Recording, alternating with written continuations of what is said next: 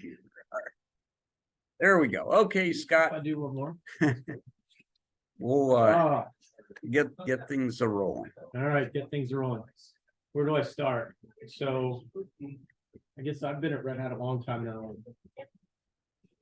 Yeah. To go. Want a beer to go? Oh, No. here to go. Just kidding, keep it. Oh. Okay. How many of you saw how many of you have been paying attention to like the weird stuff going on in open source recently? Sean has, yeah. Like, how many of you saw the CentOS code change stuff? All right, yeah, Code of course you did, yeah. Well, all right, so that'd be not too much, but I will talk about. change? That's a long story. I'll get into it. All right. I'll get into it. He's smiling, so I think he knows. He may see that. No, okay. So I about 3 years ago, was that 3 years ago? About 3 years ago, I think. Is it that long ago? I feel it was like 2000, must have been 2 years ago. I think, 2 years ago 2021. at the Yeah. Linux Fest, they were talking about that. Yeah, Was it must when have the been big, 2021. I forget the date of when the original thing happened, but we made a change where we basically stopped spending money on downstream CentOS. Mhm. And a bunch of people got mad. Kind of understandable. And then basically I wrote a blog that kind of went viral. It had like 55,000 hits or something in like a short amount of time. It was like the most viral thing I ever wrote. And it was called the like before you get mad about CentOS. And I basically went through all these reasons because essentially my background, like I didn't make this choice, by the way, but I have been involved in the discussions of it over time.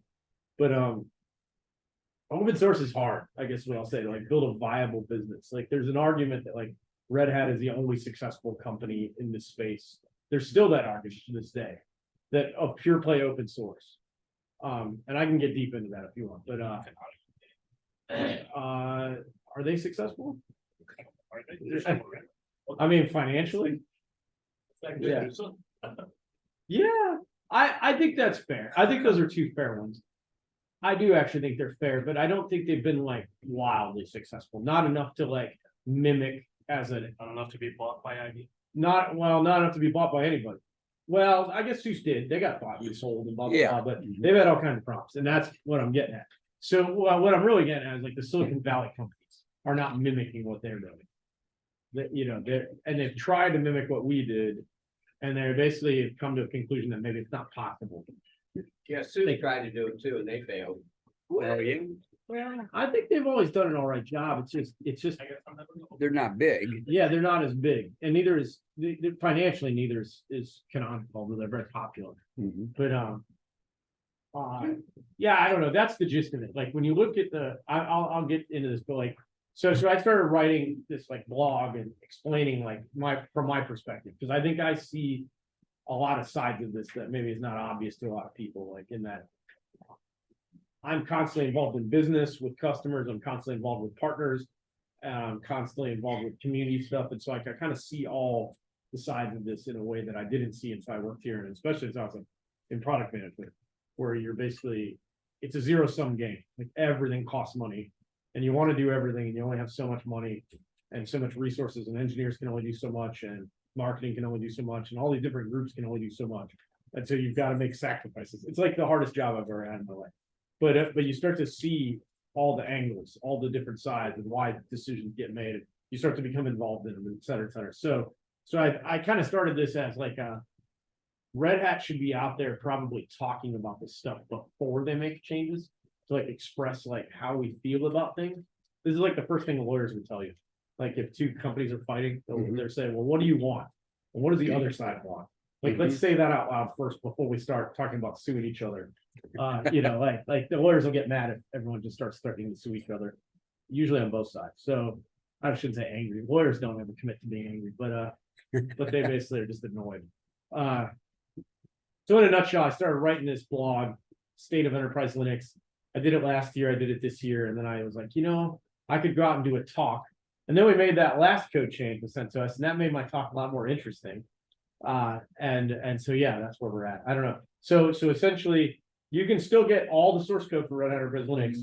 If you're a customer, you can download it from the portal. You can also we basically just stopped publishing it on git.centos.org. And that caused a lot of reactions, and we still develop everything upstream, open source, community driven. There's Fedora, there's CentOS Stream.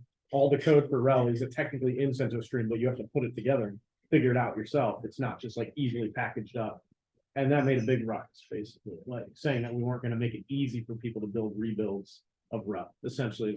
And you can kind of see this pattern happening over the last 3 years.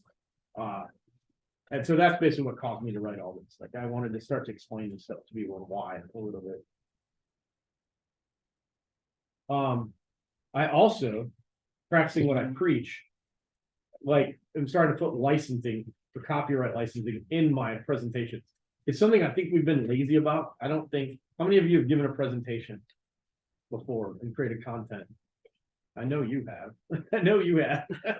Some of you have here too, I know.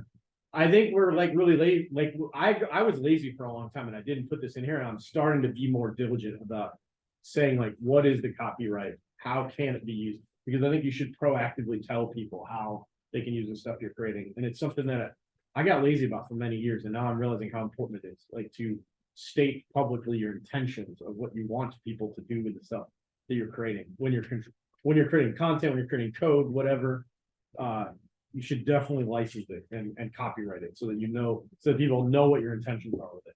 Because if you don't put anything on it, then it can create misunderstandings, and misunderstandings are where bad things happen.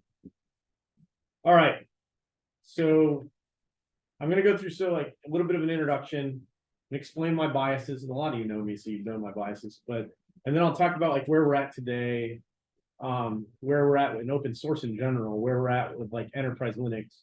And then I'll go through like just a hair of technology, and then I'll go through some conclusions. So, some quick definitions. So, like most of us don't use enterprise software like as regular users. Like we just use personal software, like software that's made for people.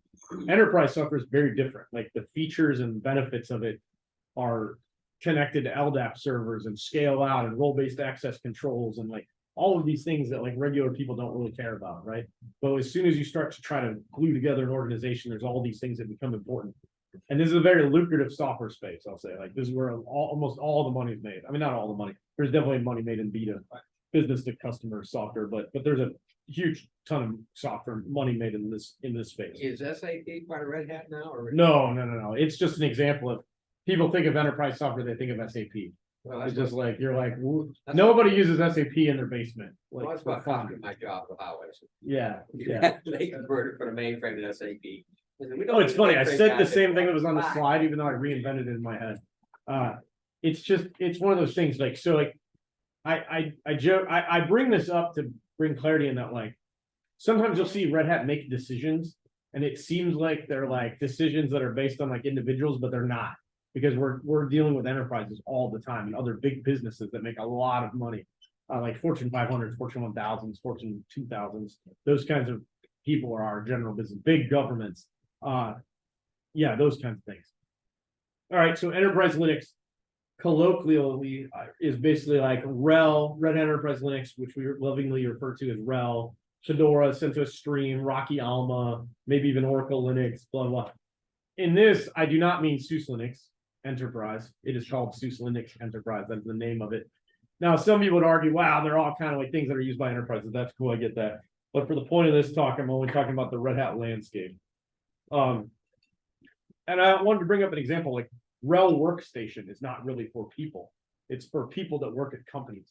So like its feature set and its roadmap is all driven towards like graphics, like Pixar type use cases where there's like huge graphics company where they're like building, making movies and auto engineering and like all these things that are like very group oriented where there's hundreds of thousands of developers collaborating together. Like I bring this up because that's an enterprise workstation, not like a desktop. Although I am running RHEL server on my laptop, like this is being presented on RHEL server. Not that you can't do it, it has graphics, blah, blah, blah. But the target feature set in this is not that in any way, shape, or form.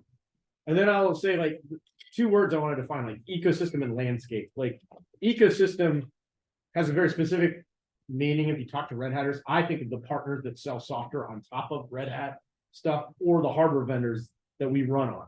So I think of like the hardware and software ecosystem that smashes RHEL together. Huge amount of software, huge amount of hardware. RHEL is kind of this thing that glues those things together.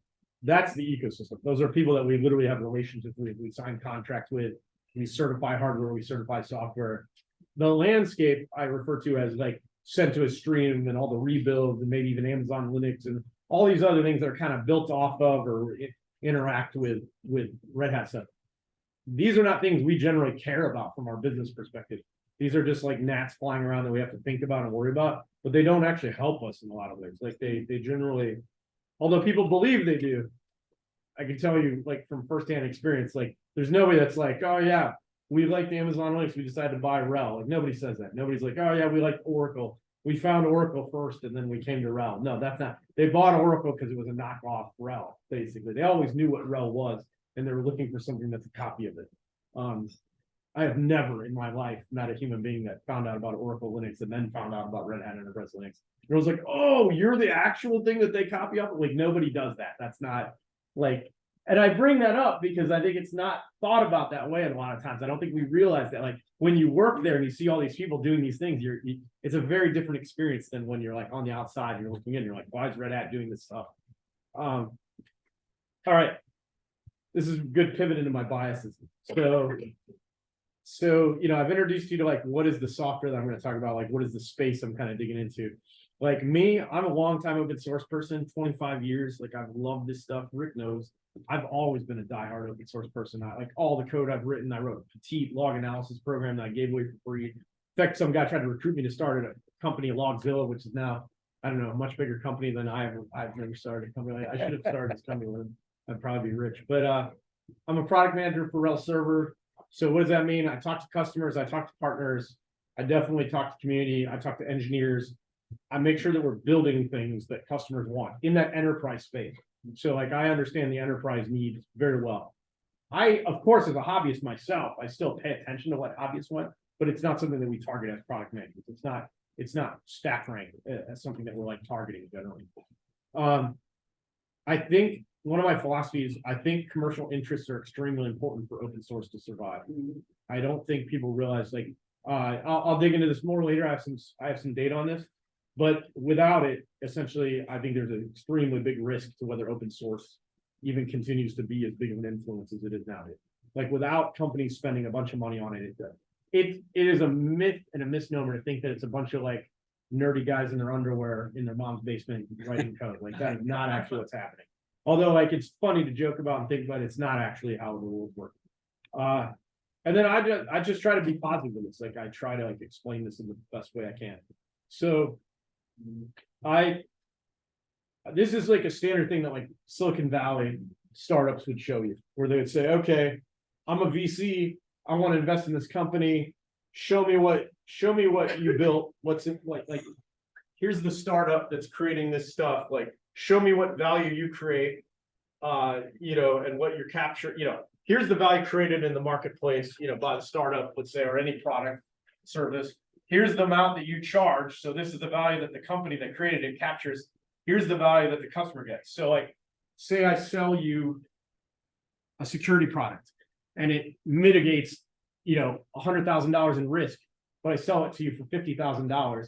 That means you saved $100,000. You paid us $50,000. You got $50,000 too, as well. So like now we both made $50,000 basically. That is a good product. Like a good product is one where both the seller and the buyer get something out of it, right? Like that's how capitalism works in a nutshell. Like you want, and then there's a cost. So if it costs, well, let's say they sell it for $100,000, the buyer saves $50,000, the seller captures $40,000, they spend $10,000 building the product. Let's say that's an extremely profitable product. That's like 80% profit. That would be great. Like we would all be happy with that. That would be a great business. There are some businesses that look like that. Grocery stores, on the other hand, look something like cost is like this big. They make a little tiny bit, and you get to eat, which is a very valuable thing, right? Like you get to stay alive. Like I think that's you get a lot of value out of a grocery store, and they get like a tiny cut. So like different businesses are different. This is the kind of stuff I think about as a product manager. So when I look at open source, and this is my sort of contribution to this model, like there's different constituencies now. there's a community, there's vendors, and then there's buyers. So, the value created of like, say, some open source project, like say Kubernetes or Linux, or even like upstream Foreman compared to like satellite server or something, that's gonna be like all the value created in the market. And there's gonna be some community costs. There are people that contribute here, right? And again, I'll show you later that most of this is not people in their underwear in their basement doing this. This is actually people getting paid to build this thing. So like building Linux, for example, it costs a bunch of companies a bunch of money to build that thing. Then the community profits. So like anybody that basically wants to use Linux for free, no problem. But then sometimes people are like, yeah, but we want FIPS compliance, or we want this, or we want these enterprise features, we want certain security things. A company like Red Hat or Oracle or SUSE will come in here and spend extra money to like package it up, distribute it, make it available for a long time, do backport security fixes that are like guaranteed. There's a bunch of extra things that cost extra money that they add to the open source version. And then they hope to charge an amount that basically the buyer and the seller get something out of it, right? Like that's basically the magic of open source.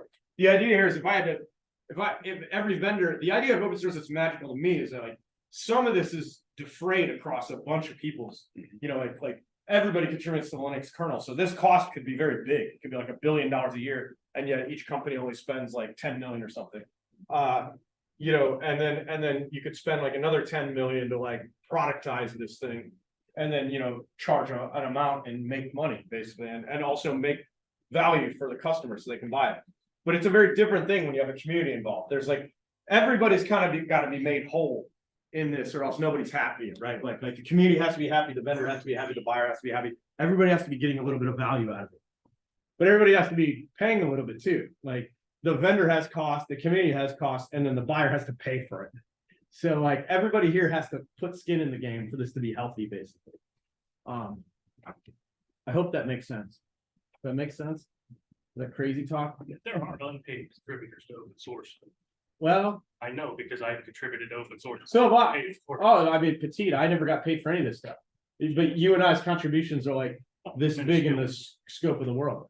That's the problem. So OpenSSL is a perfect example. Mark Cox just retired from here. He was a longtime Red Hatter. He was a legend. I mean, a legend. He's worked harder than I've ever worked in my life. He probably worked 70 hours a week for like 20 years. He led the OpenSSL team for a long time. They just did an analysis. This got published, I don't know, a few months. When was this? July. So, and by Mark. That's funny. It was published by Mark, but Mark just retired. But this was a kick-ass article that he wrote. So, you look at this, basically 87% of non-trivial commits, so not one-liners, like anything with material for the last 12 months was by 56 people, which were all paid. So 87% of basically all contributions in this project came from paid contributors. And that's something that like, I posted this and some guy gave me grief about it. He's like, oh, are you committing that Red Hat's going to spend more resources doing this? And I'm like, who do you think captured more value out of OpenSSL over the last 20, 30 years, however long it's been around, 20 years? Like, was it Red Hat or was it Facebook or was it Google or was it like the internet companies printed money for the last like 20 years? And how much did they contribute? I'm sure they did. I'm not trying to beat them up, but like, you can't beat Red Hat up for that. That's definitely not fair. That's not fair. I would say out of those 56 people, they were paid by probably a bunch of companies you could name. Probably HP and IBM and Red Hat and, Google and Facebook and whoever. I don't know. I didn't dig into it. There's definitely some from every company you've heard of that are helping pay for this. Now, to be fair though, who's getting more profit out of it? I don't know. In fact, we're all getting profit because we're all using OpenSSL. Like I'm using it right now on my laptop. I'm a free user basically. So I'll say we're all freeloaders essentially. Like I don't like using that word, but I joke, but we all are. Like even other engineers, like nobody, I work with like, I don't know, thousands of engineers and definitely not thousands of are working on OpenSSL, right? But they're all benefiting from it. So like there is a beauty to that, like where you can create value and everybody gets to share it. But the vast majority of the legitimate grunt work that is miserable to do it's paid work, basically. All the testing. If you ever worked with QE, quality engineering, I mean, you work in software. I mean, a bunch of you work in software. You know how hard it is. I mean, it's hard to create new stuff and then test it and then release it and fix it later and blah, blah, blah. And it's not fun, honestly. I mean, it's some of it's fun, but it's not always fun. And so it's a lot of work. We closed the door with something, Buckhead jumped in there and done nasty things with. Yeah. Well, they call it, they have to pay, they call it work because they have to pay us to do it. So, all right, so that's my kind of biases and analysis, like how I look at this. So here's another thing, problems that I see in the state of things right now. I wrote this article back, whatever, 2021. I've seen this happening for about, I don't know, 5 years. Like Silicon Valley money, venture capital does not, they understand open source, but it does not work with open source. Like the whole idea of all these startups, biomedical, software, blah, blah, blah. Open source was a hot topic in Silicon Valley, and there's millions, hundreds, maybe billions spent on open source companies, but none of them, some of them flourished, but not that many. Like they couldn't find the formula. The idea of Silicon Valley is you spend a bunch of money, get a lead on all your competitors, snag up the market, and then force them out. It's called, I mean, Peter Thiel has talks on this. You should always have an unfair advantage. I mean, the U.S. Army talks about this, never fight a fair fight, right? Like go out and like fight an unfair fight. That's actually that's a good business when you have an unfair fight. But I'll tell you that most venture capitalists do not believe that you can spend $100 million on a company, create an open source thing, snag a bunch of market share, and then force out your competitors. Like you just don't have that kind of vendor lock-in pricing ability when you're creating open source. When you look at like how Red Hat grew, it's very organic over many years with like 10, 12, 13, 14% growth. It wasn't like 90% growth like a startup because you can't command that kind of, it's a shared power when it's open source. Like you can't control your customers that much. Whereas like when you're locked into something like Oracle or some proprietary software, you just price it at whatever you want to price it at. If they don't want to pay it, good luck, pay the cost. You know, like you have a lot more power over your customer. Some would argue unfairly, some would argue fairly, depends on what side of that you're on, I guess. But I'll tell you right now, the vast majority of the world that is spending big money is saying that open core is the way. We'll give them part of it for free, and then we'll make the rest all proprietary, and they have to pay for that.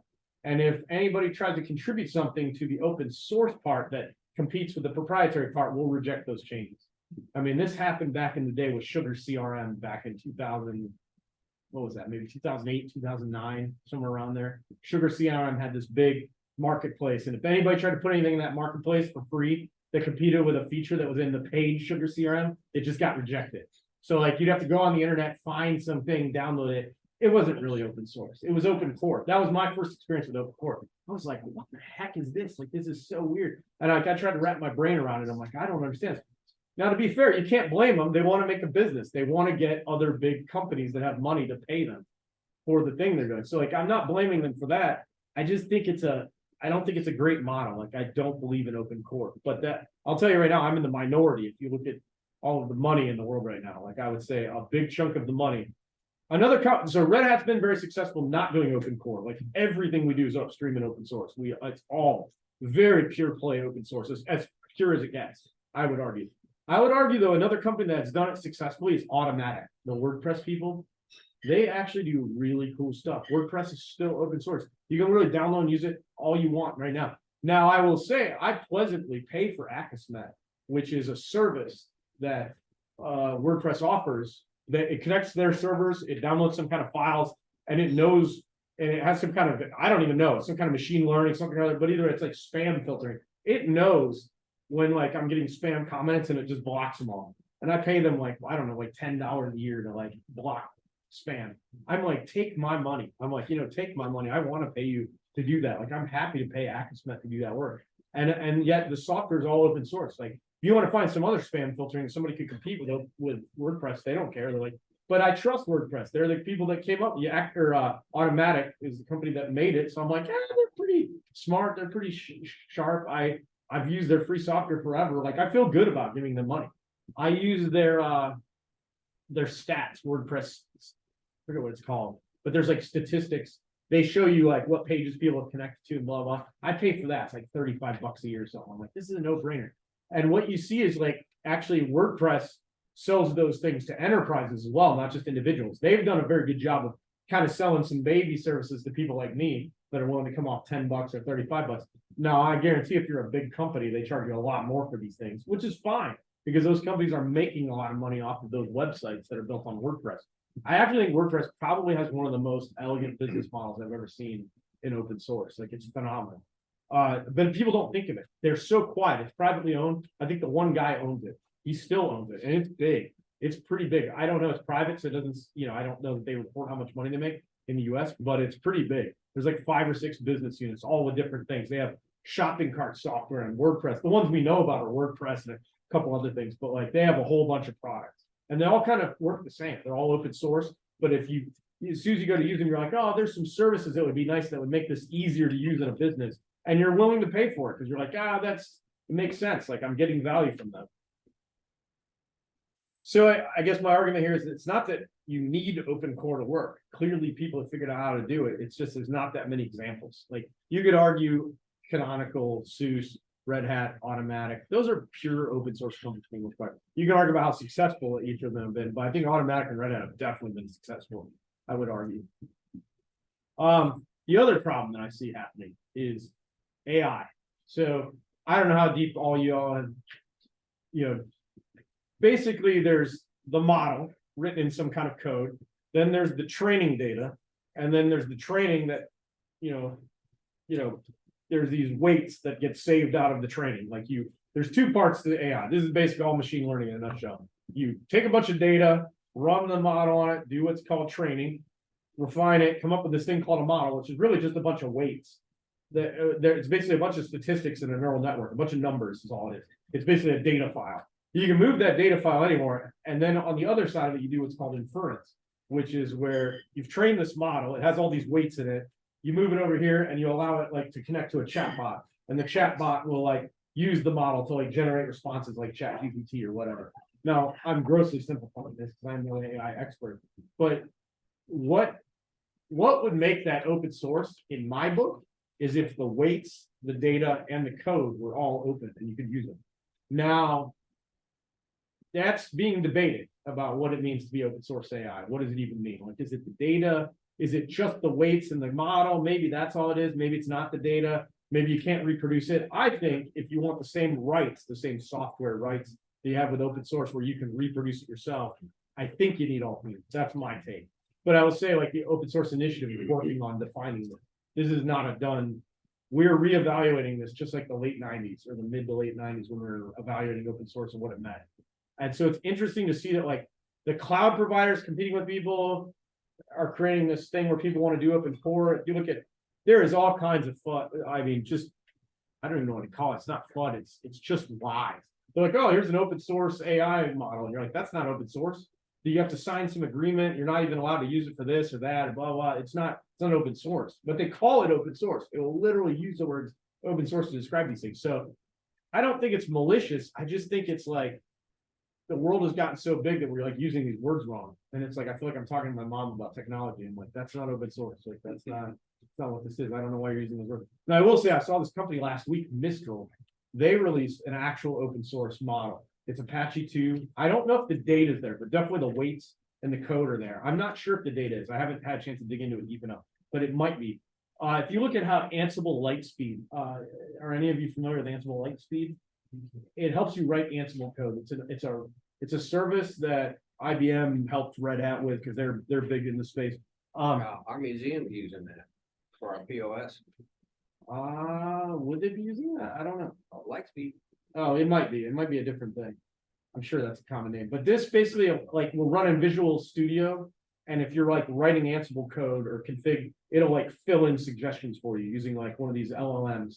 The cool part about Ansible Lightspeed is it'll literally, if you start to write like variables up, it'll suggest the code like to configure a server. It's actually pretty amazing. And then it will show you the data that it pulled from. Like it will literally go, hey, here's this piece of data that was trained on.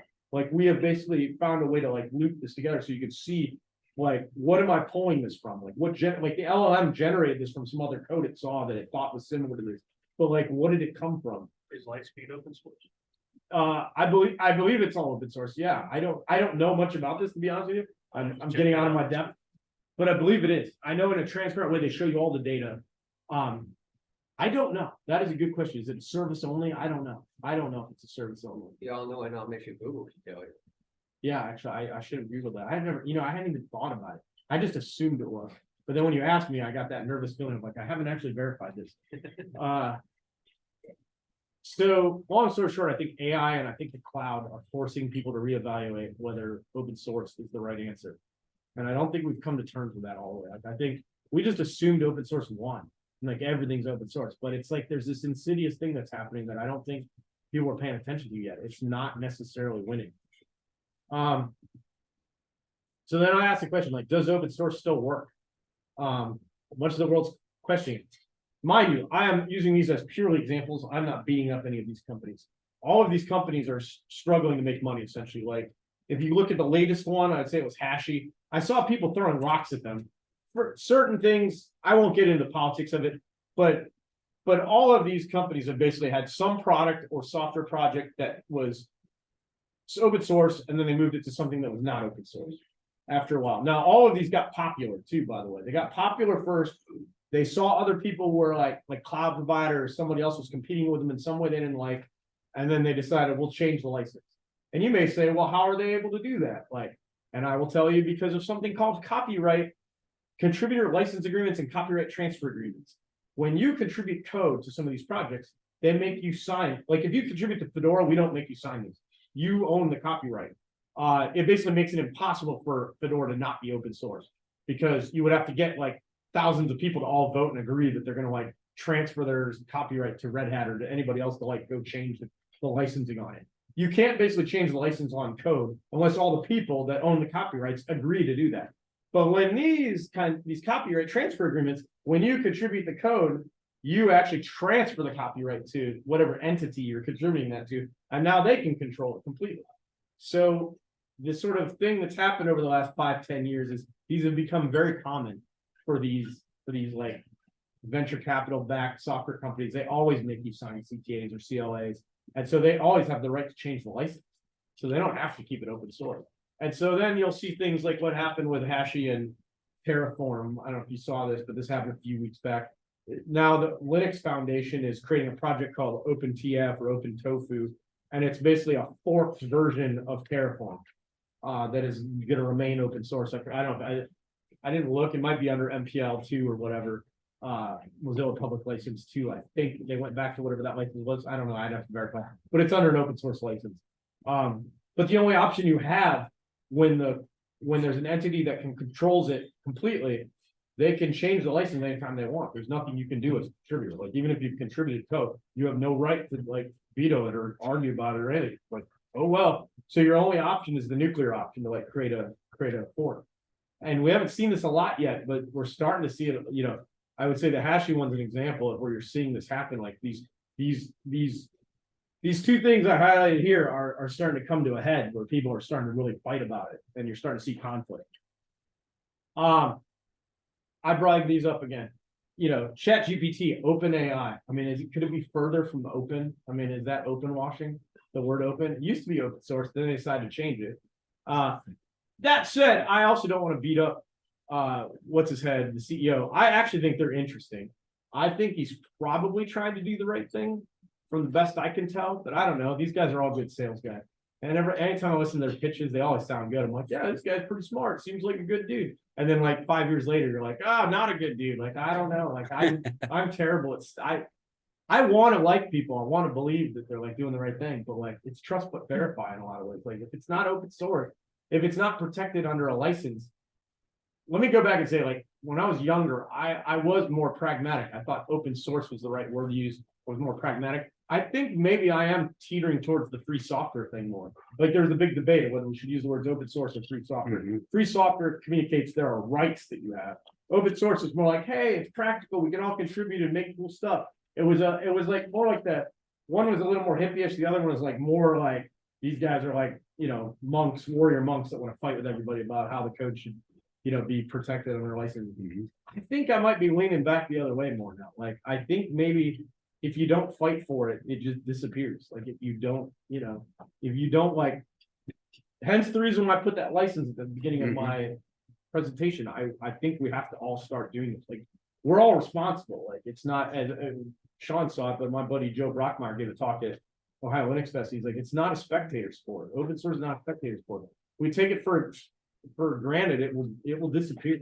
Like financial interests that are selfish will do whatever they're going to do with it. ChatGPT and Llama are not open source. I mean, this new one by Mistral, that one actually is, to the best of my ability to tell. It was released under Apache 2. I need to dig in a little bit more and see, but it's interesting. Like we're seeing a fight happen, but it's only a 7 billion token model. It's not like the biggest ones. Like these ones from OpenAI are very advanced. I mean, I don't know how many tokens. I forget what they 44 billion or something, 34 billion, or I don't know what. ChatGPT 3.5 and 4. I can't remember. They're in that range. They're like way bigger than the 7 billion one from Mistral. Not sure how much you guys have all paid, or all of you have paid attention to AI, but I'm paying attention loosely. Chris was painting. Yeah. Chris, you want to jump in on that? I don't have a whole lot to say other than I did download the Mistral Did you? model a week ago. Yeah, I can't run it on my machine though. I only have 6 gigs of VRAM, and I think I need 12 to run that model. But there are other models. I've been running Llama and a couple others where effectively you can run your own version of ChatGPT locally, you know, kind of off the grid, and they're still really, really useful. You know, you give them good questions and they give you some thoughtful responses, from anything to writing a speech to writing a program. So it's definitely neat stuff. And yeah, I think Mistral's really, really interesting. Yeah, and does Mistral only run on a regular CPU, or do you need a GPU? You know what? I didn't even try it with a CPU. I think the models is too big to go without. Yeah, that makes sense. Yeah. Yeah, I was just curious. Yeah, it's cool that you're messing with that. That's really cool. Yeah. Yeah, I don't want to take away from the coolness of Llama and ChatGPT. The only thing is, however cool it is, you got to remember you're only allowed to use it however they tell you. And Mhm. worse, the weights for Llama were leaked. Yeah, that's the other thing.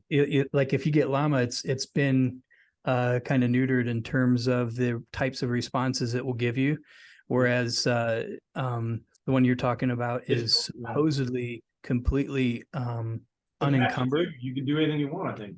Yeah, you can ask it any question you want, and it will give you an answer based completely on the data. It has not been manipulated in any way, or bent politically in any way, which is kind of their, that's their strategy. That's what they're after. They want to release the world's biggest, most useful model that is unencumbered with, I don't know how you say it. Yeah, nobody knows how to say it because we don't know what to call it, because there's no name for it. But like to your point, it would be like open source in our world, right? Like you can just do whatever you want with it. Llama is interesting because the weights got leaked. So if you use them in a business, do you get sued by Facebook? Maybe. I don't know. Like nobody knows. Like it's, again, nobody's communicated what you're allowed to do or what Facebook's intention was with that. Like it was like, well, they got leaked, good, and they almost leaked them like, go create something cool and then see if it's cool, and then maybe we'll sue you. Maybe we'll take it. Like, no, that's nobody knows, right? Like that's a dangerous thing to do. I mean, it's dangerous for you. It's not necessarily dangerous for Facebook, although it was a little dangerous for them too. All right, so the big question: what is open source good for? Is it good for exchanges of ideas? I think so. Like contributions, like I think upstream first, the concept of upstream first, where you contribute upstream and then you pull it down into your product and then you build something. I think so. But again, a lot of the world doesn't necessarily agree with me. They think it's actually just good for helping me sell stuff. They think it's good for helping me sell my ideas and convince you of things, get you to use stuff. There is a large chunk of organizations that use open source to try to get you free to feed, to try to get you to try their software and use it and get hooked, and then basically be like, hey, pay me. It's just, to them, it's a modern free trial process. Like they're just looking at, they use the word community. I won't name any names, but then some of these companies have like 60, 70 developer relations people, which are essentially community sales people. Sounds a lot like shareware. Yeah. Well, they'll go out and try to create this community, but like if you're paying 60 or 70 people to create a community, is that like a real community? Or did you pay 60 or 70 marketing people essentially to go out to all these conferences and make it look like there's a community and get people excited? That sounds like sales more than it sounds like creating a community to me. And again, maybe these things are not obvious. These things are obvious to me because I'm watching this space and I'm seeing all these things happening. Nobody really seems to be talking about it. Like it just like if you go to an open source conference, all the insiders, if you will, like me, we all joke about it. Like we're having beer and we're like at our booth and we're like, we talk about it, but like, I noticed that it doesn't really get talked about on the internet much. It doesn't get talked about on Reddit, you know, these things are kind of like hidden in plain sight. Like nobody wants to talk bad about each other. So like, they're just kind of hidden, like nobody's paying attention. It's like, we're just letting this stuff happen. It's just bizarre. It's like, it's definitely, it's not against the rules. You can do anything you want with open source software, right? But like, it seems like it's a little bit against the spirit, if you will. Yeah. All right. So let's talk about enterprise Linux and like, what did Red Hat do? So if you look at the three big projects basically that Red Hat has, you know, there's Fedora upstream, there's CentOS Stream, which is next, and then there's Red Hat Enterprise Linux. So like, let's say Red Hat Enterprise Linux 8.8. You know, 8.0 will be based on a specific Fedora. I forget what it was, 34, I think ish. I can't remember off the top of my head. You know, was like basically the anchor. We pulled it down to CentOS Stream. CentOS Stream 9 was born, for example, or 8 was born. Technically 9 is the first time that we truly went Fedora, then CentOS Stream, then RHEL. But we basically snap off a version of this, create CentOS Stream. This is the major version of RHEL that is coming. It'll be CentOS Stream 8 or 9, and it will map to RHEL 8 or 9. And then we will have RHEL 8 dot whatever 1, 8.2, 8.3, 8.4, blah blah. There's dot releases of RHEL. Now then we have these other packages that we kind of build off to the side in the Fedora community that you can use in any of the enterprise Linux. We call it EPEL, extra package for enterprise Linux. Everybody uses this, like Oracle Linux, Rockiyama. Everybody ends up using this. This is kind of like the Fedora of enterprise stuff, if you will. Like, and it's managed very similar. It's like a special interest group that basically manages it, but it's mostly paid for by Red Hat. I don't know the exact stats. I would guess off the top of my head, like 90-something% of the work that goes into that is probably Red Hat people. Like it's a big chunk. There are some other ones, RPM Fusion and some other things, but like this is kind of the Red Hat world in a nutshell. And this is kind of how packages flow, as I said. Every now and then a package will mature in EPEL, we'll move it into CentOS Stream and then into RHEL. So like every now and then, like me as a product manager, I will go, hey, our customer that's doing graphics processing needs this library that's in EPEL. And we'll be like, oh, Bob takes care of that. We pay for him to do that. And I'm like, cool, it's a Red Hat engineer. So he's doing all the work, or she's doing all the work already. Why don't we productize it? And they'll be like, that sounds like a good idea. And then we'll do that. That's essentially my job as a product manager. But then you look at the whole landscape. So include everything else. So a lot of people don't know, but the new Amazon Linux is broken off of Fedora. It's not really like a RHEL thing anymore. It's broken off of Fedora. There's CentOS Stream, there's RHEL. There's RHEL Core OS, which is inside of OpenShift, which is like an image-based operating system that we snap off for the releases of OpenShift. So there will be like Core OS 4.6, 4.7, 4.8. It's even numbered like OpenShift, not like RHEL. But it is RHEL bits. We just snap them off on different days and times and maybe different little backports and things. So like it's basically RHEL. And then we have Red Hat Universal Base Image, which is a container image that you can pull down and use. It's freely available. It's the best I can describe it is it's kind of like CentOS. If you don't pay for a subscription and you run it on, like, you can run it on anything. You can run it on Ubuntu if you want, or on Fedora as a container image, and it's kind of a community thing. And then if you run it on a Red Hat Enterprise Linux box or an OpenShift box, it basically becomes supported. So like if you have support, but then you've got like these three, you know, I just show these as examples, like Alma, Rocky, Oracle, Linux kind of then rebuild the RHEL code, right? And then they claim compatibility with RHEL, which is fine-ish. I would argue like when Red Hat started getting annoyed by it is more like when they started claiming it was patch for patch the same. And they're like, it's identical to RHEL. And that's when I think like our spidey sense we felt like, you know, we're a big organization, 25,000-ish people. So like there's going to be a wide range of opinions. This is just my one opinion. I think I do a pretty good job of channeling like a popular opinion within Red Hat and trying to explain that. That's been my job for a long time, to kind of communicate these things publicly, like to analysts and journalists and even to community people and to customers. But I think when we start to get like twitchy is when everyone's like, oh, this is exactly like RHEL, and you're like, exactly. Like I get it. I used CentOS back in the day, so like I get it. But I think that's where Red Hat starts to see their business being like invaded on in a way that like feels unfair. And again, everyone's entitled to their opinion. Like it is what it is. Uh-oh, why did that Oh. So then we made this code change announcement where we basically said, we're not gonna have this git.centos.org thing. We actually talked to the Alma people, which I actually just found out the other day. And they said, well, what do you want us to do? And we said, well, it'd be nice if you built off of CentOS Stream, because then we would all still be compatible, but we would all be building our own thing that is separate from RHEL, as opposed to just building downstream. And I would argue, you know, I'll just say it transparently, like, they were pretty cool about it. They were upset. I assume, you know, I talked to Betty when we were down in Ohio Linux Fest. They weren't happy about it. No one's happy when things change, but they did it, and it was pretty cool. They, on the other hand, dug their feet in and announced this open ELA thing and said, we're going to compete with you and we'll create this thing. And we were like, all right. Oh, yeah, sorry, Rocky and Oracle. Yeah, Rocky and Oracle. And Seuss decided to jump on that. Really? Which there are a bunch of ex-Red Hatters there, so it's really interesting, yeah. And we're like, way to lead from behind. That's a great way of money. Just copy off of our operating system. I mean, just, okay, yeah, dirty secret. If you're gonna copy somebody else's thing, at best, you can only be as good as them.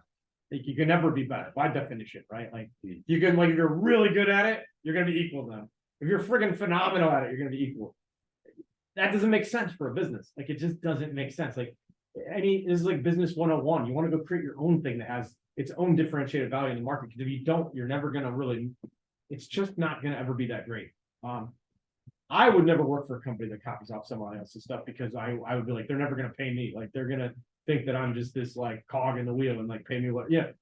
I mean, it just translates to everything. And my humble opinion, again, this is Scott McCarty's opinion. But whatever. Again, it's open source. People can do whatever they want. We can't stop them. That's fine. But I can tell you we don't like it. I mean, that's obvious. I would say in general, I think when I say we don't like it, I'm expressing a fairly popular opinion among Red Hat management and even a bunch of the engineering. But there's a smattering of opinions. Some people don't care either. I mean, we have pretty punk rock opinions, pretty ranging opinions inside of Red Hat. All right. So I brought this one up at Ohio Linux Fest. This guy, Jonathan Wright, I forget the details. Carl, he corrected me the other day. I thought Jonathan Wright was a Fedora contributor like long time. Maybe it wasn't super long time or whatever. I think he contributes to Fedora as well. But either way, this is a community guy. He contributed to CentOS Stream. There was a hoopla after we made this code change, because like one of his first patches didn't get accepted, but then it eventually did get accepted. So like, it was just like jitter. But long story short, when I ran this report, he's had like a bunch of things approved, and like 4 of them merged. So like, the idea that we allow upstream contribution from like anybody, from like competitors even, because I think he's an Alma guy, an Alma contributor. Like, we let him contribute to CentOS Stream. Like now that Alma's upstream and they're kind of flowing, he's essentially the first example of trying to flow patches from Alma down into CentOS Stream, which then will make it into Enterprise Linux, which is pretty cool, because now it's like a healthy ecosystem where they get value, we get value, everybody gets value. That's actually pretty good. Like, that's a healthy ecosystem from an open source perspective. When or if they ever patch anything, where does that go? Only they get it. Like, it's not upstream first. Generally, I should say. And in fact, this is probably the first material example I've seen of a contributor contributing to CentOS Stream and RHEL that is not part of Red Hat. And you can look at that from 2 lenses. You could say, well, why didn't Red Hat try harder to get more external contribution? Or you could say, why didn't people try harder to contribute? I don't know. A little bit of fault on both sides, maybe. I don't know. All right. I talked about the code change a little bit already. But before, this was back a month or 2 ago when we made this code change. Before, the code was released in 3 ways. It was available on git.centos.org, in the portal, and as part of CentOS Stream. There is a GitLab instance for CentOS Stream, that purple box I showed you. Basically, anybody can contribute to it. That report is from GitLab. This is our GitLab instance that basically goes into creating CentOS Stream. It's public. People can sign up and get in there. But something that I want to point out that like Red Hat does, only 36 to 38% of the code in RHEL is not GPL. And does everyone understand the difference between like copyleft and non-copyleft open source? You don't have to give away code that is not copyleft. You could just be like, it's Apache code. I don't have to give it away. I'll just keep it. I can change anything I want and not release it to you. It would be Red Hat goes above and beyond and releases a source code for everything, no matter the license. It doesn't matter if it's Apache, MIT, whatever. We don't care. Even if we don't have to do it, we do it anyway because we think it's the right thing to do. We think that the contribution upstream and collaborating on that are the most important part of that and where the value truly comes from. So we release all that code.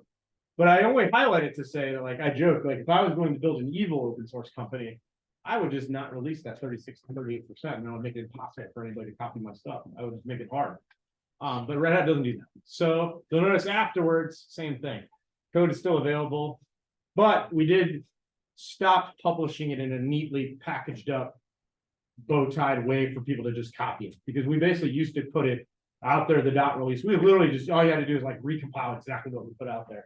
And it was very, very close to RHEL. We're like, why are we doing this work? Why are we making this that easy?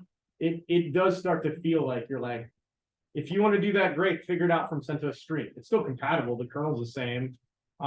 Things that run on one thing will like a compiled binary, it'll run on both for the most part. I'm sure there's maybe some little issues here and there, but it's pretty compatible. But claiming patch for patch compatibility is a lot harder if you're doing it upstream in CentOS, if you're copying off CentOS Stream instead of copying off of RHEL directly. Anyway, successful contributions already happening. Not a lot of contributions before. I brought that up. And I think the most important thing is we're actually having interesting conversations from some of these contributions upstream where people are like, why don't you patch this? And we're like, well, we have a very conservative methodology for patching RHEL. If it's like a minor CVE, we actually don't generally patch it because the risk is often greater that you'll break something than fix something. And so we have a very conservative way. We don't have much time. But I am actually at the end, so that's good. I have like 3 minutes. So I did mention that I would talk about some software stuff. Like these are kind of things I'm paying attention to. I think that are like big rocks, if you will, when you look at like the next versions of and the next versions of like where does enterprise operating systems go? Like console.redhat.com, we definitely have a vision where you'll be able to package RHEL and like understand the best practices of how you build your operating system. Like today, I have another slide deck that I was going to show you, but you have to check like 9 different pieces of documentation. Basically, here's how you build RHEL today, or any Linux distro. You download an ISO, you boot it up as a VM or on a bare metal, you reboot it a bunch of times, install packages, figure out what you want. At some point you go, this is what I want. You say ship it, and then you either kickstart production servers or maybe you copy VMs out, VM images, maybe make a template, copy them out in VMware or whatever in OpenShift virtualization or whatever. We want to change that to where you log into console.redhat.com, click next on the installer inside the web interface, build the thing you want. You don't have to reboot it because it kind of tells you what's there. And then you go, oh, I designed this thing wrong. Here's some insights. If you haven't used Red Hat Insights, typically we would only tell you that once you had deployed a production server. I think being able to do that ahead of time before you, like while you're building it, I think would be extremely valuable, basically bringing that to you before you build it. And that gets back to that Akismet automatic style of service where you're like, I would pay for that. I would actually be delighted to pay for that because now I can get this knowledge from Red Hat, but the code's the same, but now the way you built it is actually what matters, and that collaboration between the person building and the person, and us, basically. So I think that's interesting. I think that's a big interesting thing for like the next versions of RHEL. I also think software bill of materials, like if you look at Red Hat Errata, the way we would publish patches for CVEs, it was, I will use this word lightly, they use it in the finance world all the time, proprietary. It's open, like we never like said it, they could copy it, they could use Errata. In fact, people copy it around and do things, but this concept of SBOM is like an industry standard way of doing it now. And we're starting to see people do it not only for RPMs, but for container images, tarballs, files that are in a container image, all kinds of things. It's a way of tracking your bill of materials for the software application you built and all the dependencies. And it's pretty interesting. Like historically, to get that kind of level of value, you had to package an RPM or a deb file and actually create packages. Now we're figuring out a way that like we can untangle the index of software that we have from the actual way that we decided to lay it down on a disk. I think that's pretty interesting. And the third one, WebAssembly, I think is pretty interesting. It grew up out of essentially running JavaScript and like compiling down to like a binary and C code. People wanted to run this stuff in a browser, basically, in a isolated way, kind of like the old JavaScript applets. If you remember Java applets, I should say, not JavaScript. But now we're bringing it like Node.js, how we brought JavaScript to the back end. We're bringing this WASM thing to the back end, WebAssembly, and the idea is that it's its own ISA essentially. So an instruction set architecture similar to like x86 or ARM or RISC-V. It's actually its own virtual architecture, and then it runs on a virtual machine essentially. And the beauty of this, the reason why I'm intrigued by it is like I see a polyglot world coming where people have some Z, some Power, some x86, some RISC-V, some ARM. And as a developer, it's a giant pain in the butt. I want to create one binary in a container, shove it in a container, pull it down on any of these platforms and run it. Today, you can't do that. Like you have to compile one for ARM, shove it in a container image, push it out to a registry server. Build one for x86, shove it in a container, push it out to the register. There are actually two images that'll live side by side, named the same thing. And if you're on x86, it'll pull the x86 one. If you're on ARM, it'll pull the ARM one. But you have to have two different CI/CD pipelines, two different build systems. And if you every architecture you add, you have to add a whole nother CI/CD pipeline. I think we could go to a standardized ISA that everybody can use no matter which operating, whichever hardware you're using. This could be very useful for like in-car. If you're building software for a car that's on ARM or some weird ARM processor, or if you're building an edge device, you can still build it on your laptop. Don't go sending my stuff over here, please. Wait. Sorry. So this is really my conclusion. So I say this like I know people were pretty upset with Red Hat, like the last couple changes we made, but like we're all still learning about this. Like open source is definitely not done. Like nobody exactly knows where this goes. And it's everybody is participating and making their moves, and it's causing other people to make reactionary moves. And it's like it's a 3D chess game, like where people are, trying to figure out. And in a certain way, open source is really tough. I mean, it's a tough business. I mean, all those companies I mentioned that were changing their licenses, a lot of them are losing money. Like none of them are making money. And it's funny because I saw people beating them up and saying, well, you were doing it right before, now you're doing it wrong. And I'm like, wow, to the CEO of that company, that didn't look right when they're losing a bunch of money. Like that is the test. Going down the drain. Yeah. When you're pouring money down the drain, and then when VCs give you money and they're like, where's our money? We want that money back. Yeah, like that gets real hard in conversation. Like I see some naivety of like how this works. We're all still learning how this works.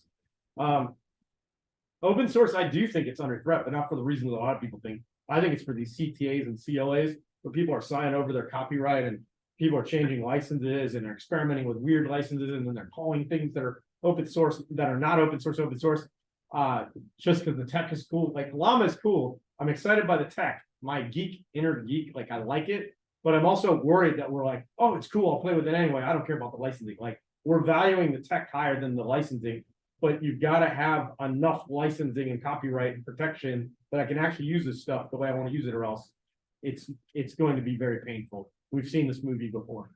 And then I'll say, like, try to be kind and humble. Like when you see changes that people are making, like even me, you see, I'm not beating up these other vendors that are like, I'm not in their chair. I don't know how bad it feels being where they're at, and what they're feeling when one of these companies is seeing Amazon take their stuff and make more money off of it than they are.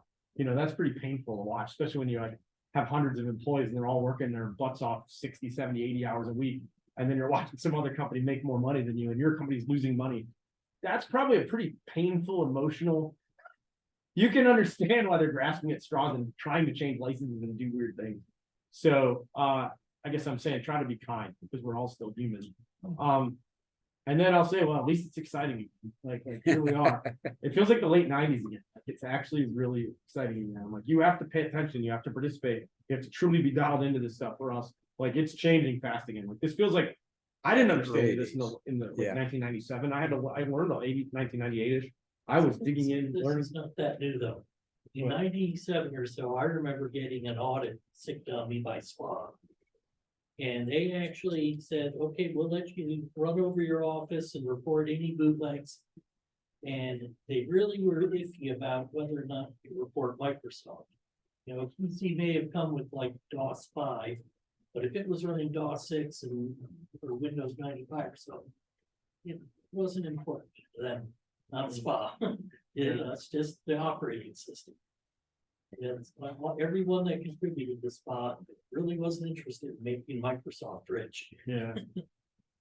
Yeah, it's true. No, yeah, I agree. These things repeat themselves, right? Like technologies are always the ones that get caught. So last thing I'll share with you, this book, I reviewed it. It was pretty cool. I read it to my daughter tonight. This is German guy. He came up with this. I think he's German. Matthias Kirchner. I'm pretty sure he's German.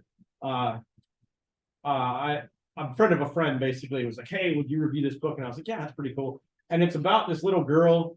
She's basically like, discovers what software freedom means when there's this guy, Zangman, he creates all this cool technology, he shares it out to the world and makes like ice cream of any flavor that any kid wants, and like the world's like a fantasy world and it's awesome. And then one day he like gets raspberry ice cream on his white shirt and he's annoyed, so he like cuts off raspberry ice cream, he like pushes a button and all the machines in the world don't do raspberry ice cream anymore.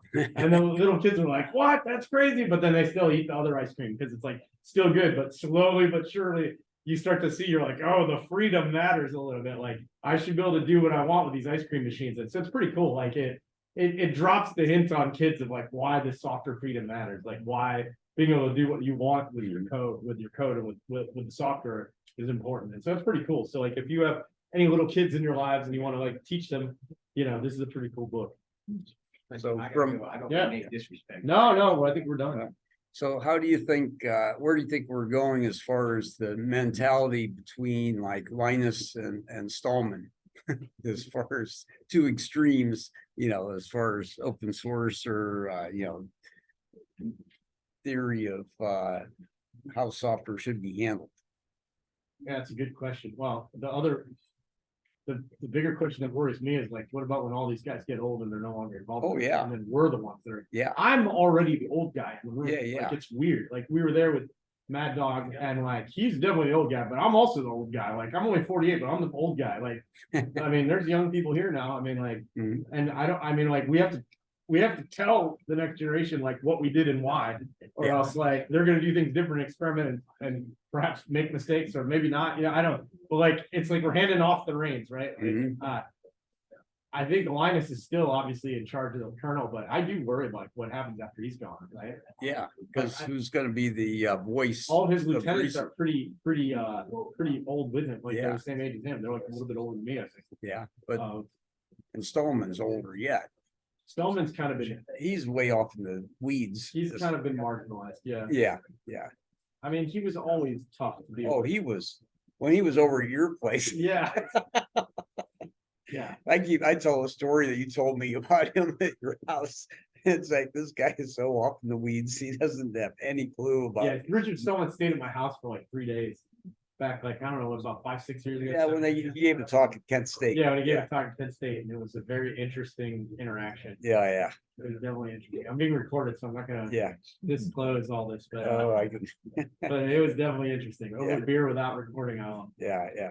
But actually, at the talk that he gave, you know, when he was at Kent State, Yeah, and anyone would say Linux, he would blow up at him. Yeah. Oh, it's open source, you can't say GNU Linux. GNU Linux, you can't say Linux without saying GNU first. yeah. And he offered to give a presentation to this group, Oh, really? Akron Linux Users Group, Yeah. but we would have had to change the name of our organization. That's right. I Yeah. remember that. Yeah, you gotta call it GNU Linux. And Linux Akron GNU User- Linux Users Group, Aglog. and then I'll come and give the talk to your group. I forgot. And about it's that. like, I did know really, that. that was like so petty. So the question is like how stubborn he is though, like. We need some of that, not too much Yeah, of it. Yeah, Like, what's the right balance, Mhm. right? Like, that's basically what I'm getting at. Like, we Yeah. need to be Pragmatic to some extent. to some extent. Yeah. It's just- Mhm. Yeah. Yeah. I fear that he's going to be forgotten, maybe I don't fear it, because we tuned out one of the bigger things out, which is for all of his persistence, he also did this. That's right. His treatment of people. I learned for his Yeah. child is to keep him away from money. So. Yeah, you tend to tune out people that are obstinate. You know, Well, he's saying there's even deeper issues, which is What- actually, yeah, I think there was social and, oh, yeah, This stuff makes Fleetwood Mac look like Boy Scouts. yeah. That, That is definitely a challenge. I'll stop the recording so we can go off the record. Let's see, where are we here? Stop recording. Okay, that's done. And, but yeah, we have, still have some of the crew online here. Yeah. But yeah, that was funny. I was kind of humored because after listening to his talk at Kent State and he chewed a couple older ladies out. I mean, they were not being belligerent or obnoxious or anything, and they just said Linux without thinking. You have to say GNU Linux before, to him, or he would go off the rails at each one of them. And it just he didn't back definitely off. weird with women. Like my girlfriend at the time, he like walked up to her and handed her a bag full of dirty undies and was like, wash these for me. Oh, And I was like, what? and then he asked to take pictures of my girlfriend. Yeah, she was done up one night to go out with her friend. He's like, do you mind if I take a picture? I was like, yes, I mind. No.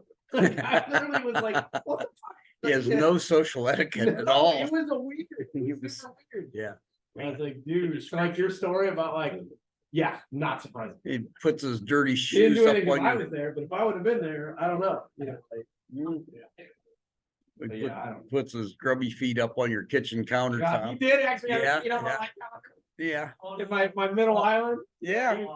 God, he was down there the whole time. Him and I got into a giant screaming match. We got into an argument about abortion. That was interesting. At like 1 a.m. Jeez. Screaming match. We were literally yelling at each other. I was like, you're like yelling. I don't know. I finally got mad. After you're around him for enough time, you just get mad. Yeah. You cannot not be mad. Sounds from the descriptions of his behavior, Dude. screams neurodivergent. Yeah. Yeah. I first saw him in Bombay, he came down to In Bombay? Yeah. Oh, that's cool. He Yeah. traveled down there and basically, at that time, I saw parallels with like, the freedom, independent kind of sort of humanity, in India. And, I was like, I never thought about that. Microsoft this, Microsoft that. Yeah. Never heard of Linux before. So then I learned about Red Hat. Yeah, he's quite the off the wall character. And I think that's why I think he's mostly been forgotten, in the Linux community. I mean, he's just so far off the deep end, that and his social. Yeah. Yeah. Well, you don't hear much about GNU Linux anyway. I mean, GNU in A general. lot of work, but, He did. editor. Yeah. file. Yeah. With the compiler. Yeah. But the compiler never worked for crap. I mean, or GCC works pretty well. oh, GCC. Yeah. No. I mean, their kernel. Their when they tried to develop a kernel. Their kernel. Yeah, was kernel very didn't- tough. yeah. That was Yeah. a screaming turd Yeah. until Linus, wrote a new one. Yeah. And that's what made Linux, that's what That's what made it made possible. open source possible, is to have a working kernel. You don't have a kernel, you might as well throw the rest away. I agree. Well, I used to install the GNU utilities on top of Solaris. Yeah, and oh, Iris. yeah. And it was nice, but it wasn't like world changing. No. I still had to buy this proprietary piece of Yeah, kernel. hardware and this proprietary software, and Yeah. I'd install this open source stuff on top. Well, Chris was the one that found Linus. Chris, what was that version? 0.9 something or 0.8? Kernel 0.93, I think. Three? Wow, Yeah. that's awesome. Yeah. Yeah, we were trying to figure out if we should run Linux or 386 BSD, and then there's and I had a hard time getting BSD running on the machine that we had, but Linux had no problem. Yeah. That's awesome. That's Yeah. hilarious. You It tried. was like 94, I think. Yeah, you Yeah, tried. You were ahead of me. BSD was lagging. Oh, yeah. Yeah, because, Chris downloaded 2 or 3 different BSDs and none of them would compile and run right. And Yeah, this goes back to your comment about quality engineering, ensuring that your distribution is like ready to go on any platform. So like BSD folks were, they were like, oh, you're not using that platform? I don't know. Even BSD that claims it runs on everything. Yeah. Yeah, No, it doesn't. yeah. No, it doesn't. well, not their kernel. No, not just that, it doesn't even, Yeah. so that vision pointers I've been playing with. Yeah. It ran on those, it doesn't anymore. But I took, Cannot download a version into that. Right. Yeah. Yeah, in early days, I'll set up. Well, we had, we had Sun, what were they, LX boxes, and we had the Spark 10, Spark 20. And, we had Red Hat, what, 5.2 was it, Chris, running on all those? Yeah, 5.2 is the first. one Yeah. I had. 5.1 or 5.2 run flawlessly, and that was a Linus kernel effectively at that point. One of his, I don't know what kernel that was, but Chris, you still have your distribution disk that we made for Do. Alug? I do. I've got it. I just saw it the other day as rummaging through the basement. Yeah, I but remember before I burned that CD, we'd keep them on 3.5s. And I remember a complete distribution with X was like almost 80 discs. yeah, 3.5-inch floppies. Yeah, three and a quarter. That was Slackware. That was, 3.5, yeah. yeah. Slack. Oh, that's right. That was Slackware. And that Mhm. ran pretty well, but it was a pain in the ass to install. I mean, it's just every option. Do you want this library or that library or this library? It's like, I don't know what the hell I need. Install everything and then you run out of space. But yeah, that was always, you had linking problems with all that stuff. So it was interesting. It was definitely challenging to install Linux in the old days. That's when we used to have Install Fest. Bring your computer, and we had CDs, and you could get some help getting it installed and running on your machine. It took hours to compile a lot of times, but that was It started getting easier. That's when we had an install test in Cambridge, and I was able to get somebody set up a Mhm. laptop within an hour. Oh. Just I was like, that was quick. Yeah. Yeah, used to start a compile and come back the next morning to see if it worked or not. Well, we were running 386 SX yeah. with like 16 megs or 9. How much RAM did we have? 4 megs of RAM in those things, I think, something like that. It was pretty pitiful. But that was the machines that were just being pulled out of service from the labs. They were extra machines, and those were our test beds, and it was all we had to work with, that we didn't want to take something offline. Once we were comfortable more, with Red Hat especially, that's when we put them on the Sun boxes. We moved off of Solaris and OpenVS, or what was Solaris and what was the one before Solaris? Sonos? Sonos, yeah. Yeah, we Yeah, moved we had some of those pizza boxes. pizza boxes with Sonos on them, yeah. But good old bad old days. Yeah, Yeah, too good bad. old battle. Hey, Scott, I had a question about Red Hat, like AI, for you. Yeah. Basically, with the AI, you mentioned like all these like platforms. They're all like predominantly expecting or assuming that you can run it in the cloud, right? Like huge workloads or whatever. So I'm seeing like some conversations like on GitHub, etc., for like running everything like locally, but with that, there's a huge cost of like, hardware. You need to have like Chris was mentioning, Yeah. like, you need to have like really big hardware. So Yeah, like, there's a lot of brain power going into optimizing things such that you can use smaller chunks of hardware and get approximately as good as these much Yeah. bigger, much more expensive things. the happy Yeah. middle ground in there. Red Hat actually we just had a bit of a small reorg yesterday where Stephen Jules and Sherrod Brown, which are two guys that like work in AI and Red Hat, they're actually becoming their own business unit. Oh, yes, it's better. Although maybe I'm not supposed to say that out loud. No, that's okay. It's gonna be reported to. It's not being SEC. recorded. You can look it up anyway, Yeah, whenever the decisions are made and submitted to the government. yeah. But basically, I was gonna ask you, like, are there any customers that are running Red Hat, like, enterprise Linux, like locally, out in the cloud? Like, what's the percentage of that? What, locally? Yeah, Oh, if ton. they're like, data center. I can't like I don't know, like. what's talk the about pie numbers chart? exactly, because that's like some of our data, but Yeah. like, But like, I what's can the- tell you, like, there's big chunks in both. Okay, There's big chunks in both. Like, it's not 90-10. yeah, Yeah. my understanding is like majority cloud. Yeah, Like, no, the majority's still on. Oh. Whereas the new spend, I'd argue that it's probably getting bigger in the cloud now, but there's still a ton of stuff. Does it cost more to like run it in the cloud? Yes, Or, I mean, you're gonna get me saying dirty things, but yes. Like, I mean, if I was starting my own business, have you read DHH's article No, about why they're moving everything back from Amazon? well, yeah, well, I did see, like, hear about it, but I was Yeah. just curious, just as If you have even 100 servers, if you have 30 servers, it's cheaper to run it on premise than in the cloud. People run it in the cloud because they want. You Well, it's a know, handoff, it's like, it's not my problem now. not my problem, and they want access to the services and all the other stuff that DNS, blah, blah, they don't wanna run all that crap themselves. I'd say those services are what are the most sticky. The IDM stuff, all the identity management crap built into, once you get hooked into all that, then you never go back. You're like, this shit, I don't wanna run this stuff, but you're paying more for it all. It is what it is. Yeah. You know, Well, you're good. with actual compute, you're definitely paying more. I was just curious about that, and in contrast with, companies like Canonical and SUSE. Like, you know, and I feel like Red Hat still has like more market share, apples to apples, in like, you know, cloud versus logo. Like, if you put them all in like one chart, right, Red Hat's income is probably gonna outshine, you know, Canonical. and- Oh, our income definitely outshines. So it's basically. But popularity and income are two different things, you know. I know, yeah. Canonical is very popular. Right. I will ask myself, like, this is Scott McCarthy's opinion, but how long until Mark Shuttleworth finally ratchet? He used to be worth like $1 billion.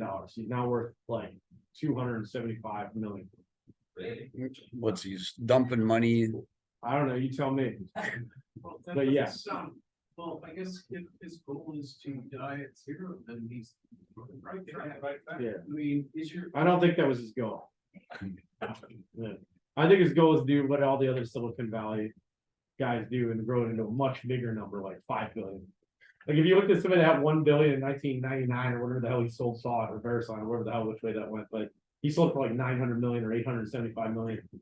If you just put that money in freaking treasuries, it would be worth like 5 billion right now. Yeah. Yeah, exactly. Mhm. He's definitely not happy about that, would be my guess. I would not be happy about that. So where's he dumping the money into? I think they lost a bunch of money. Yeah. Well, a lot of people are experimenting with crypto. I don't know if you did anything with that. And the crypto, No, this is pre-crypto, he had lost a bunch, yeah. Oh. This is 2019. I think last time I saw his number was like 2018, oh, the so last time I looked at so it. you're saying run that dealership on the side, always at least have that. Well, it's just a matter of time till, like, when the Shuttleworth money starts to get low enough that he truly gets nervous, then what happens? Now, I'm not saying they're not breaking even now, I don't think he's draining the coffers anymore, but he's not growing it like crazy here. I mean, we only know from the little bit that has to, even private companies in the UK have to register some public numbers. It's not like the US. So we have a sample set. We can basically take the number that it does in the UK and there's standard formulas you can use to multiply it out and kind of know what the global number looks like. You know, they're probably making 200-300 million a year-ish money wise. You know, Red Hat's making like 5 billion, you know, ish. I don't know. We don't have all the numbers anymore, but I mean, I think that was even reported ish, again, based on the last public things that I've been talking about the cloud business unit. I think your Ian Murdoch still has bus fare. What? Yeah, I hear Ian Murdoch still has bus fare. Yeah, I think, yeah. So that's why I meant by like successful, like 200 or 300 million. I would shake a stick at that, but I can tell you right now, like, we have small businesses inside of Red Hat that are that big, you know, like, that you're like, oh, what do we do with this? Like, you know, It's too small to worry about. too well, much. it's just like, well, here's the dirty secret in technology, like you always gotta grow the number. I mean, it Yeah, is what it is. mhm. That's all business. Oh, Like, yeah. well, what are you gonna do for me next year? Mhm. It is what it is. So how do you move it up the ladder? Yeah. If you're not growing, you're dying. You are not exciting Mhm. to the technology world if you're not growing. yeah. I feel like AI is no way. What was that? There's no way that's consuming the world. Yeah. I feel like AI is gonna change like a lot of that kind of dynamic as well. The need for compute is like just incrementally huge. Dude, Nvidia went from like, everyone's like, what the hell are they gonna do after this crypto thing implodes? Yeah, To holy shit, they're like Yeah. one of the most valuable companies in the world. oh, yeah, And they were like, I guarantee they were like, I mean, they had to be like, yeah. dude, what's his name? Something Wong, what's his name? The CEO, Yeah, CEO of NVIDIA. yeah, I can't remember his name, but It's especially like, it's. Yeah. Search for long back, it was like a couple of first back. Jensen Huang, yeah, Jensen Huang. He had to be like dancing in his underwear in his backyard, like, you know, like losing his mind, like, Yeah. you know, like drunk as hell, like happy, like. Dude, they have so much, all right, this is again, my opinions watching, I have no secret knowledge, but I'm watching NVIDIA pretty closely. You look at. They are definitely in a position to compete with the three big cloud providers. Because training does not have to happen on the cloud. There's no reason it needs to happen where your Yeah, production data center yeah. runs. You can definitely just run it over here, not care. Yeah. And then Amazon's like, can we buy more GPUs? And they're like, no, sorry, we don't have any. You're like, well, how are you building these DGX data centers? And they're like, well, those are ours. And they're like, yeah, but we want to buy them. They're like, no, we don't have any. Can't And I'm sell. like, I mean, it's pretty obvious to me what they're doing. Yeah. They're doing, yeah. They're building their own data center to compete with the cloud providers. Yeah. And they're like, everyone, eat it. Like, we're just gonna limit the supply of GPUs to everybody. Give you enough that nobody has enough to like get off of our standard of CUDA and all that stuff. Mhm, And then basically build our own data centers and start competing with our customers. mhm. I mean, it's this pattern has happened a million times in business. You eat your young. Yeah. Like it's called eating your young. Like people even call it that. I mean, Mm. NVIDIA looks very poised to eat their young. I'd be like, now we are the AI company. Everyone pay us. Well, Musk bought a whole shitload. Well, you of- saw Google Yeah. Google's the closest to having any kind of defense. They have those TPUs. They Yeah. work with Qualcomm and all that crap, Oh. and they have their own TPUs. And if you use, but where it's now moved up a level, it's not who cares about the GPUs, it's who has the best base model. Mm. And if you have a really good base model and I can fine tune it to do the shit I want and that's cheaper, guess who has a lot of GPUs in their own data centers and they can train a kick-ass base model? Facebook. Yeah, that's one of them. But NVIDIA. Facebook's not selling that to anybody. I mean, they'll sell it to you if you have enough money, but that's not a product for them. That's just part of their business. Whereas NVIDIA has a kick-ass model that they can sell you. And they're like, guess what? You don't have to buy all these GPUs. You just come to us and train off of our base model, and fine tune it on our hardware. And now you're not going to Amazon, you're not going to Google, you're not going to Alibaba, you're not going to Azure. And now you can have that CPU growth. I don't care, but I get the GPU growth, which is which is all the AI space. That's big, but This is my prediction. You're gonna see NVIDIA make some moves in the next, 18 months, 36 months, and you're gonna be like, damn. I mean, honestly, I would buy NVIDIA, is all I'm saying. right, you know, like, I have some of it through my 401k, and I'm like, Yeah. woo, let's go. Went through NVIDIA. the Roof, yeah. Yeah, so they feel that buying ARM, so does ARM pose the competition? well, they failed at buying it, but they still license it at the highest level, Yeah. so they can still control it. Oh, okay. So if you look at the Grace Hopper stuff, they're still dragging it in. Okay, Sean, see you next month.